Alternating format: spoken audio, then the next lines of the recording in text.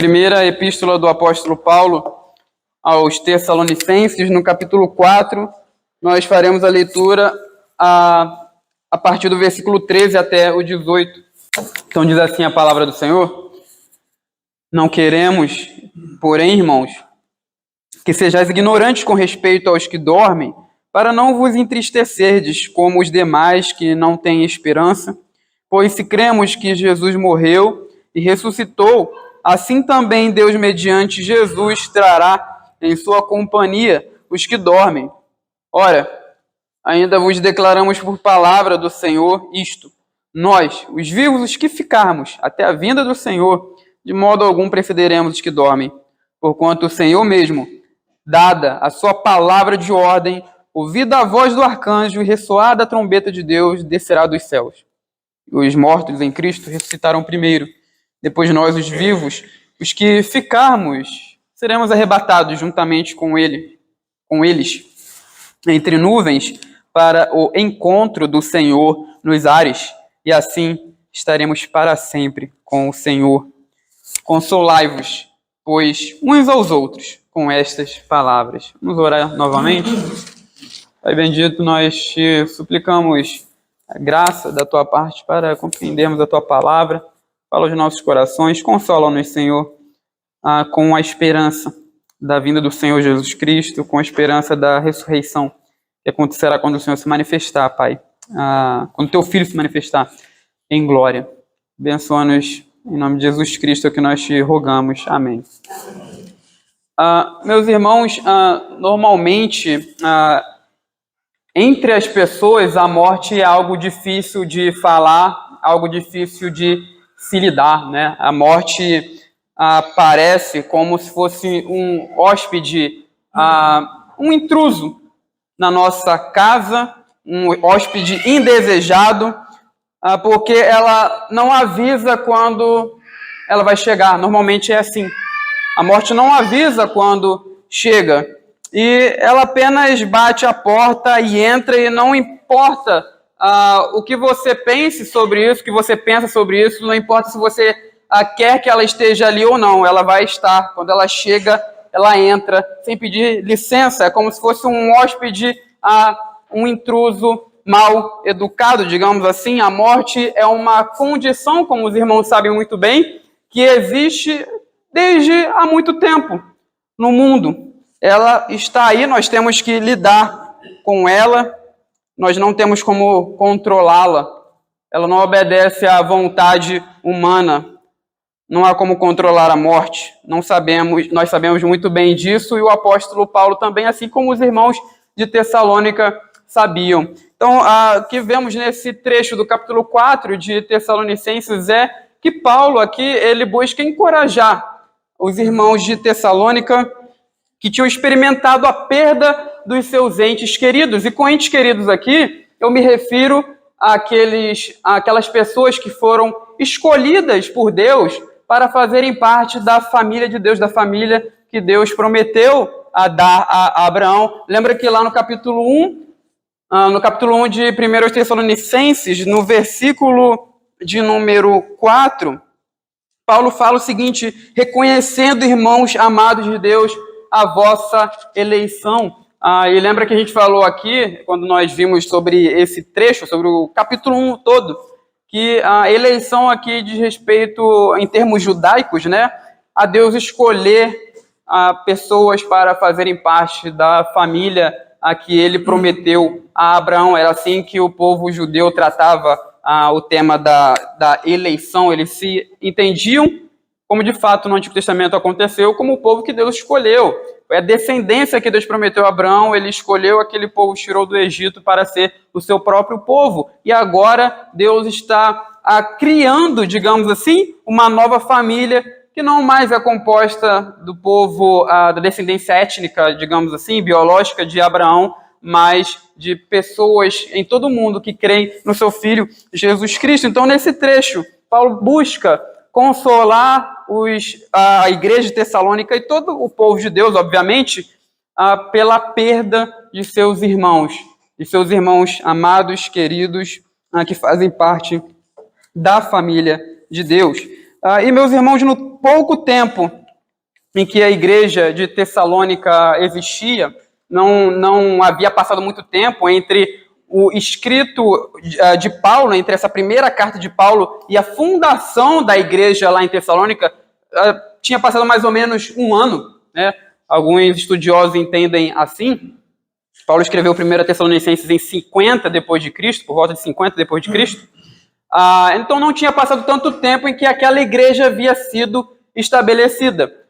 Alguns irmãos, mesmo assim, né, mesmo que muito tempo não tenha passado, alguns irmãos tinham falecido. Talvez por causa das perseguições que eles estavam passando. Lembra lá que a igreja de Tessalônica recebeu a palavra do Senhor em meio a muita tribulação, em muita perseguição. Talvez por causa dessa perseguição alguns irmãos tenham morrido. Ou talvez alguns irmãos tenham morrido de modo natural, simplesmente. Mas a questão é que Paulo vê aqui a fé cristã como uma ajuda para os crentes, para eles lidarem com essa questão da morte, e essa ajuda vem por causa da esperança que nós temos em Cristo Jesus, a segurança, a esperança que Cristo nos proporciona. Então, nós veremos aqui 4 coisas nesse texto. A primeira coisa que eu quero destacar aqui, o primeiro ponto, que vai do versículo 13 ao 14, é que nós não precisamos nos entristecer demais, pois temos uma esperança certa. Então veja aí no versículo 13 a 14, eu farei a leitura, peço aos irmãos que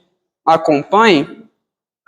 Não queremos, porém, irmãos, que sejais ignorantes com respeito aos que dormem, para não vos entristecerdes como os demais, que não têm esperança, pois se cremos que Jesus morreu e ressuscitou, assim também Deus, mediante Jesus, trará em sua companhia os que dormem. Então veja que Paulo ele começa falando aqui: nós não queremos, porém, irmãos, que vocês sejam ignorantes com respeito aos que dormem, para que vocês não se entristeçam demasiadamente como os pagãos, né? E é interessante aqui, meus irmãos, porque quando nós lidamos com a questão da morte, normalmente a gente tenta consolar as pessoas de uma maneira muito errada, né? Quando irmãos nossos perdem irmãos em Cristo, irmãos queridos em Cristo, e ficam mais tristes, né, do que outros, a gente tenta consolar as pessoas de maneira errada. A gente fala: olha, não fica triste não, né? E não tem como. Quando a gente perde pessoas amadas, pessoas queridas, pessoas que são próximas de nós, a gente vai ficar triste. Isso é normal, tá? Paulo não é alguém que não entendia, não era alguém que não entendia o sofrimento humano. Ele sabe muito bem que há, de fato, tristeza quando nossos irmãos queridos partem dessa vida, quando eles morrem. O que ele quer aqui, então, é que nós evitemos a tristeza demasiada. A tristeza como se nós não tivéssemos nenhuma esperança com relação a esses irmãos que morrem no Senhor, como os pagãos eram, como eles não tinham, né? Eles não tinham esperança nenhuma. Não havia a ideia de uma ressurreição, né? Isso é particular, é exclusivo do cristianismo, né? E do judaísmo, né? Porque o cristianismo surgiu dentro de um contexto judaico. As outras religiões do mundo, elas não têm crenças desse tipo, né? Como a crença da ressurreição dos mortos. Então eles não têm esperança nenhuma com relação aos seus entes queridos que partiram. Então, o que nós vemos aqui no começo é que é importante que nós mantenhamos os olhos no futuro que Deus tem reservado para o seu povo em Jesus Cristo, porque quando essa esperança ela está ausente, a nossa tristeza consequentemente vai aumentar. Quando a esperança está ausente, de fato teremos muita tristeza, porque a gente não tem em vista que Deus tem um fim maravilhoso para o seu povo, mesmo para aqueles que partiram dessa vida, para aqueles que morreram. Então, algumas pessoas até cometem loucuras por não terem esperanças, porque quando elas perdem as pessoas que amam, é como se o mundo delas estivesse completamente acabado, né? Você talvez já tenha presenciado isso, né? Num velório, pessoas que não têm nenhuma esperança se jogando até em cima do caixão, porque elas não aguentam perder aquela pessoa querida. E essa atitude não tem a ver com a atitude cristã, não combina com a fé cristã. Então veja que Paulo, ele fala no versículo 14, pois se cremos que Jesus morreu e ressuscitou, assim também Deus mediante Jesus trará em sua companhia os que dormem. E aqui é interessante, meus irmãos, porque o versículo 14, aqui no versículo 14, expressa uma condição que, se for cumprida, então a afirmação seguinte necessariamente será realizada. Ou seja, a ideia aqui de Paulo é a seguinte: se nós cremos que Jesus morreu e ressuscitou, então necessariamente, da mesma forma, Deus trará com Jesus aqueles que morreram. Então, é algo que é um fato, né? Se nós cremos que Jesus morreu e ressuscitou, e de fato Jesus morreu e ressuscitou, então necessariamente Deus trará com Cristo, na companhia dele, aqueles que dormem, né? Dormem aqui, como os irmãos já ouviram várias vezes, é um eufemismo que o apóstolo Paulo usa para falar dos nossos irmãos que morreram. Porque o morto, ele é como se estivesse dormindo, né? Quando a gente olha a pessoa que faleceu, ela é como alguém que, a aparência, né? Como alguém que está dormindo apenas. Então, Paulo usa aqui desse eufemismo, né? E veja que no versículo 15 a 16, tem um segundo ponto, um segundo ensino aqui para a gente. Nós não seremos mais privilegiados do que aqueles que morreram no Senhor. Então, vamos ler aí o versículo 15 a 16. Leiamos. Ora, ainda vos declaramos a palavra do Senhor, nós, os filhos, ficarmos até a vinda do Senhor, de modo algum perceberemos os que dormem. Quando o Senhor mesmo, dada a sua palavra de ordem, ouvida a voz do arcanjo, ressoada do trombeta de Deus, descerá dos céus, e os mortos em Cristo ressuscitarão primeiro. Então, essa doutrina da ressurreição dos mortos, ela pode trazer sérios questionamentos, sérias dúvidas naqueles que a ouvem. Então, veja que aqui nesse trecho, Paulo ele está argumentando o seguinte, né? Pode dar a entender a algumas pessoas que aqueles que morreram, eles terão algum prejuízo quando o Senhor vier. Então ele vai argumentar aqui que não, eles não têm nenhum prejuízo, né? E aí o apóstolo ele começa dizendo o seguinte, né? No versículo 15, isto vos declaramos por palavra do Senhor. Ou seja, ele diz o seguinte, olha, o que eu vou falar agora não é algo que eu estou inventando, tá? Isso é da parte do Senhor. O que eu vou falar agora vem do próprio Jesus. E essa expressão, né, que Paulo usa aqui, por palavra do Senhor, tem o sentido de que o que ele vai ensinar era corrente na tradição cristã. Foi algo que Jesus ensinou durante o seu ministério terreno. Aí vocês perguntam, né? Mas se eu leio os evangelhos lá, eu não vejo Jesus falando isso aqui, né? Tudo isso que Paulo fala aqui. Mas os evangelhos, eles não são, a gente tem que lembrar, né? Os evangelhos não são exaustivos. Eles não falam de tudo que Jesus falou, nem falam tudo que Jesus fez.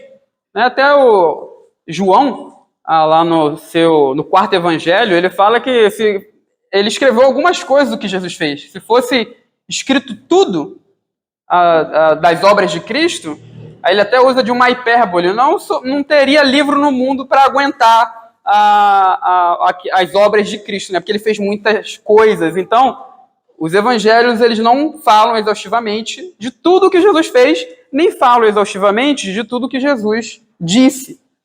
Havia no meio da igreja, na comunidade cristã, tradições a respeito de coisas que Jesus falou, e Paulo, que não aparece nos evangelhos, né? E Paulo, ele está trazendo isso aqui no versículo 15 e 16. Então, o que Paulo quer fazer aqui é tranquilizar aqueles que perderam seus entes queridos e mostrar que aqueles que morrem antes da vinda do Senhor, eles não são desfavorecidos. A ordem dos acontecimentos da vinda do Senhor, na vinda do Senhor, Deus lidará primeiro com aqueles que morreram. Ele fala aqui que os mortos em Cristo ressuscitarão primeiro. Então Deus vai lidar primeiro com eles. Eles não serão prejudicados só porque estarão mortos quando o Senhor vier. Então é isso que Paulo fala aqui. O apóstolo fala de como serão as coisas, como elas acontecerão quando os mortos de fato ressuscitarem. Então, em primeiro lugar, uma coisa que eu queria destacar aqui é que nós não iremos precedê-los, né? Nós não iremos antes daqueles que morreram. Pelo fato de nós estarmos vivos, se Jesus voltar agora, nós não teremos nenhuma vantagem sobre esses irmãos que faleceram, né? Os mortos ressuscitaram primeiro e depois nós, os vivos, seremos levados com eles para o encontro do Senhor nos ares. E versículo 16, em segundo lugar, a ressurreição acontecerá no dia em que o Senhor vier, no dia da vinda de Cristo. E é interessante aqui a gente destacar essa palavra vinda, né? A palavra que Paulo usa aqui, ela ganhou nos dias de Paulo um significado muito importante, porque na época do apóstolo Paulo, essa palavra era usada para se referir à visita de uma autoridade, né, de uma pessoa que tinha autoridade a uma cidade, sejam reis ou os imperadores. Então, o que Paulo está falando aqui, os tessalonicenses reconheceriam isso, é que a vinda do Senhor é como a visita do imperador à sua cidade. Jesus agora, como aquele que tem autoridade suprema, ele está acima de todo principado, de toda potestade, de todo poder e domínio. Ele é o Senhor do mundo. Então a vinda dele é descrita nesses termos. Ele é como uma autoridade que vem a visitar uma cidade. E veja que no versículo 16 descreve aí que este Senhor descerá do céu. Esse Senhor descerá do céu. Meus irmãos, aqui é muito importante a gente falar a esse respeito, porque pode dar a entender que literalmente Jesus está num lugar fisicamente acima da gente. Mas o céu, na Bíblia, é como se fosse uma outra realidade, uma outra dimensão, digamos assim. Eu acho que é a melhor palavra para a gente explicar isso. Não quer dizer que necessariamente, de fato, Jesus descerá. É uma metáfora que Paulo usa aqui, tá? Em outros lugares ele fala simplesmente de Jesus aparecendo, né, se manifestando, como aparece lá em Colossenses capítulo 3 e Hebreus também, no capítulo 9. Então, essa aparição do Senhor, Paulo a descreve como o Senhor, como se o Senhor estivesse descendo dos céus.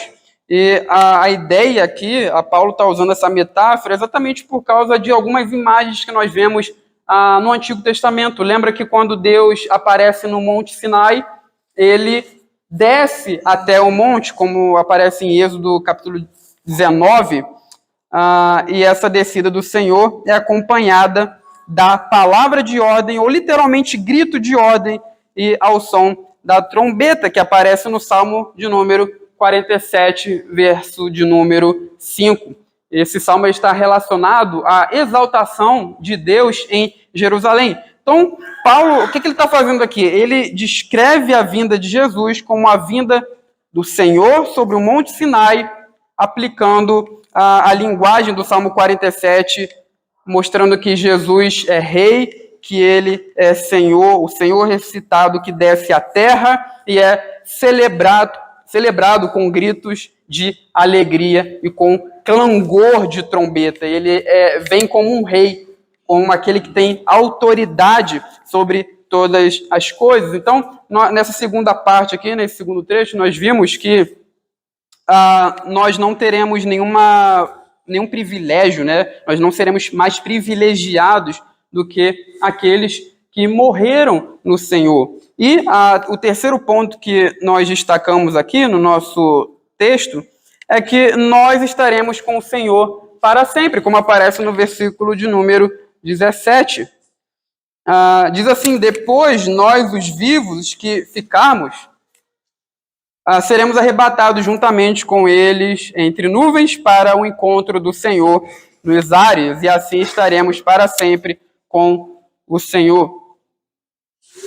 Meus irmãos, a imagem que Paulo usa aqui tem sido muito bem mal entendida pelos cristãos ao redor do mundo. Talvez, se você é cristão há muito tempo, você deve se lembrar daquele filme Deixados para Trás, né? Onde o filme retrata Jesus retornando à Terra, né? Mas ele nem aparece porque ele vem de uma forma invisível, o que nenhum texto da Bíblia ensina, e os crentes são arrebatados. E o arrebatamento lá é representado como as pessoas deixando essa vida, esse mundo para trás, para viverem uma vida incorpórea no céu. Aí você vê lá no filme que as pessoas somem do nada e fica só a roupa das pessoas no chão. Aí os outros ficam procurando, assim, alarmado. Isso não é uma imagem que aparece na Bíblia. Essa não é a verdade bíblica. O texto aqui não está ensinando que esse arrebatamento é nesse sentido. Quando Paulo fala aqui de ser arrebatado entre nuvens, isso não deve ser necessariamente entendido como se, na vinda do Senhor, os crentes, eles, de fato, flutuarão até os céus para chegar a Jesus. Mas o que Paulo está fazendo aqui é usar uma imagem que aparece na visão de Daniel. Daniel, capítulo 7. Daniel vê alguém, uma figura chamada de o Filho do Homem, que vem com as nuvens do céu. E é interessante, meus irmãos, que nessa visão do profeta Daniel, ele vê reinos do mundo se levantando na figura de animais, e um desses reinos massacra o povo do Senhor, o povo de Deus. E aí chega um determinado momento em que Deus destrói, acaba com os reinos do mundo e dá o reino ao Filho do Homem como alguém que é justificado e que representa o povo perseguido do Senhor. E veja que essa imagem é muito importante para a igreja de Tessalônica, porque, de fato, esses irmãos estavam passando por perseguições, por muitas perseguições. Então, a imagem que Paulo usa aqui é de consolo, é de um consolo para os cristãos que são perseguidos, que passam por tribulações. Ele descreve a igreja de Cristo, o povo do Senhor, como o Filho do Homem, que se eleva nas nuvens dos céus para se encontrar com o Rei, a autoridade que é nosso Senhor Jesus. Mas a questão é que nós não encontraremos com Jesus para irmos para o céu. Veja que Paulo não fala isso aqui. No versículo de número 17, ele fala, nós que estivermos vivos, nós seremos arrebatados ou elevados, né? Juntamente com aqueles que ressuscitaram, entre as nuvens para o encontro do Senhor nos ares, e nós estaremos para sempre com o Senhor. Ele não fala que a gente vai diretamente para o céu, onde Cristo está agora. Ele usa aqui uma linguagem muito conhecida na época. Ele retrata os cristãos como cidadãos romanos, saindo para se encontrar com o imperador que vem até eles, na sua visita de Estado. E logo, quando a cidade se encontra com esse imperador, eles os escoltam. Ela o escolta até a cidade, de volta à cidade. Então, é essa imagem que Paulo retrata aqui, que ele usa. Nós, como cidadãos do reino de Deus, nos encontraremos com Cristo e nós o escoltaremos, digamos assim, até a terra. Deus não quer que nós saiamos daqui, tá? Deus não vai tirar o seu povo da terra. Nós nos encontraremos com Jesus para vivermos para sempre com Ele, mas vivermos para sempre com Cristo no mundo renovado de Deus. Novos céus e nova terra. Então, é isso que nós vemos aqui. Nesse terceiro ponto, nós estaremos com o Senhor para sempre. E por fim, no versículo de número 18, a ressurreição tem um fim prático, que aparece aí na ordem consolai-vos, né? O imperativo, consolai-vos, pois, uns aos outros com estas palavras. Veja, meus irmãos, que embora nós fiquemos curiosos com todas as imagens que a Bíblia fala sobre ressurreição, e aqui esse texto é um daqueles que traz bastante especulações sobre como será, né? Nem tudo a gente entende, mas embora nós fiquemos curiosos sobre essas coisas, porque Paulo não fala tudo aqui de modo tão claro assim, né? Mesmo assim, esse texto não está aqui para a gente especular sobre tudo que vai acontecer quando o Senhor retornar. O texto da ressurreição não está aqui para isso. A Bíblia não está aqui para satisfazer as nossas curiosidades com relação a certas coisas do futuro. Uma questão que surge quando a gente fala de ressurreição é se as crianças vão ressuscitar criança. Quem morreu criança vai ressuscitar criança? Não sei. A Bíblia não fala sobre isso. O texto, vejo que nenhum texto da Bíblia fala sobre isso. Aqui também não fala. Ele fala apenas que os que morreram em Cristo ressuscitarão. O texto bíblico está aqui, essa verdade bíblica está aqui para o nosso consolo, como motivo de esperança para acender a chama da confiança e tranquilidade uns dos outros quando a tristeza vier, quando irmãos nossos partirem dessa vida. E nesses momentos nós podemos nos apoiar na promessa do Senhor Jesus, na promessa que é segura e firme, porque certamente ela se cumprirá. A garantia que nós temos de que a ressurreição acontecerá é que, de fato, o nosso próprio Senhor Jesus, ele morreu e ele ressuscitou, e agora ele experimenta uma vida ressurreta para que todos aqueles que pertencem a ele, todos aqueles que pertencem a Cristo, estejam com ele para sempre. Então, que Deus nos abençoe e nos console com essas palavras. Amém.